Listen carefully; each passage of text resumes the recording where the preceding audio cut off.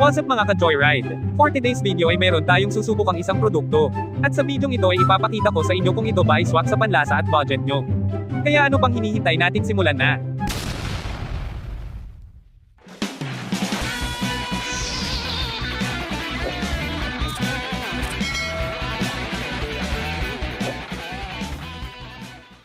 Ito nga yung nabili kong motorcycle armor wax, matagal ko na itong natanggap pero ngayon ko lang masusubukan.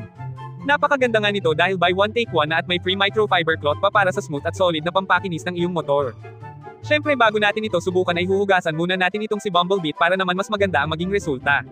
Mahigit isang buwan na rin kasing walang linas-linas ito si Bumblebeat kaya kita nyo naman ang kapal na ng mga libag.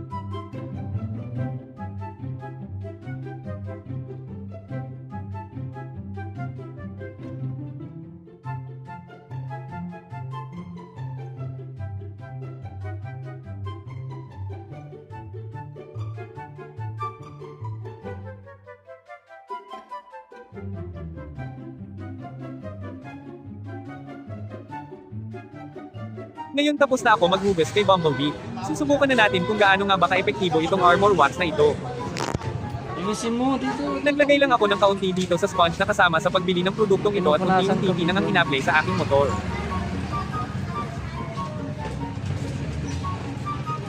Ito at kitang-kita agad natin ang resulta at pagkakaiba nung wala pang armor wax.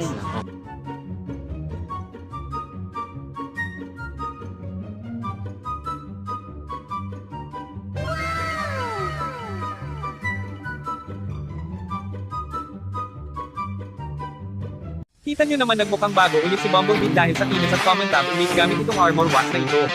Mura ko nga lang pala itong nabili at kung gusto nyo rin ay ilalagay ko na lang ang link sa comment section mga tol. So hanggang dito na lang at salamat sa panonood.